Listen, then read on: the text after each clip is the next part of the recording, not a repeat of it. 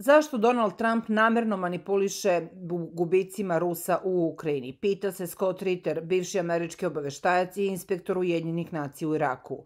Prema Ritterovim rečima, Trumpova strategija nije posledica neznanja ili dezinformacija, već ciljane političke kalkulacije.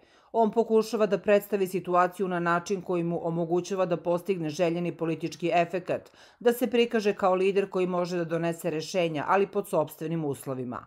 Trumpova logika je sledeća: ukoliko bi u potpunosti priznao realnost situacije na terenu i rusku dominaciju u sukobu, to bi značilo da Sjedinjene Američke Države i Zapad nemaju kontrolu nad razvojem događaja. Sa druge strane, ako bi preuveličavao ruske gubitke i umanjivao realnost ukrajinskog poraza, stvorio bi sliku da Sjedinjene Države još mogu da utiču na ishod rata. Time on pokušava da ostavi utisak da bi pod njegovim vodstvom moglo doći do naglog preokreta situacije u korist Ukrajine, bez obzira na realne činjenice.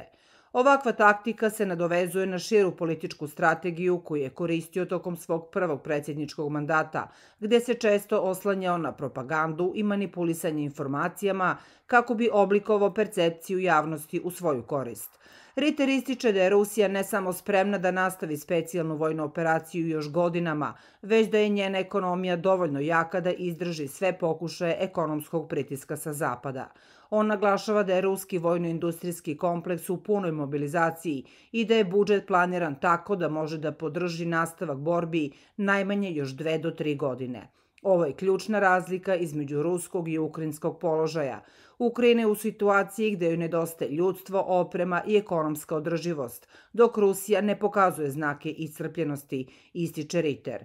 Šta je više, Ritter podsjeća da Rusi ovaj sukob doživljavaju kao pitanje nacionalnog opstanka i spremni su da plate bilo koju cenu za pobedu. Ovo znači da ne postoji scenario u kojem bi Rusija odustala ili prihvatila pregovore pod nepovoljnim uslovima.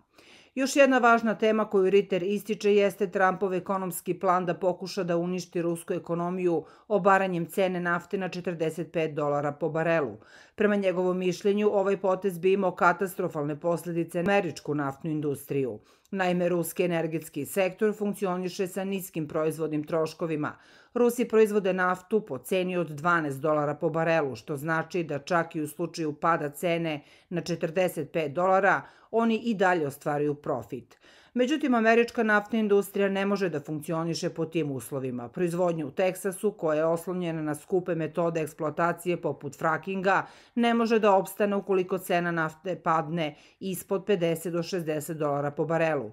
To bi značilo pad proizvodnje u Sjedinjenim Državama za čak 30%, što bi imalo razorne posledice po američku ekonomiju, upozorava Ritter.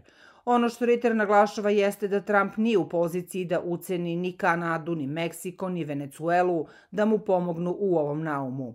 Kanadu su već isprovocirali ekonomskim pritiscima, Venecuela je u dobrim odnosima sa Rusijom, dok Meksiko vodi sopstvenu energetsku politiku. Dakle, Trump pokušava da igra na kartu ekonomske moći SAD-a, ali u realnosti nema načina da realizuje svoj plan bez ogromne štete po sopstvenu ekonomiju.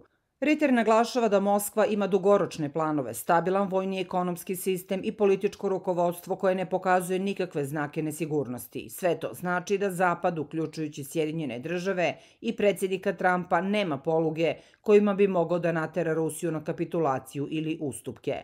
Ono što je jasno jeste da ni Ukrajina ni njeni zapadni saveznici ne mogu da izdrže ovaj sukob još nekoliko godina. Zapad je već suočen sa ekonomskim problemima, Ukrajina je na ivici kolapsa, a ni američka politika ne može da se dogovori oko daljih koraka. Trumpova retorika može delovati ohrabrujuće za njegove birače, ali u realnosti njegova politika prema Rusiji i Ukrajini može samo dodatno da pogorša situaciju, a ne da donese rešenje, upozorava Ritter.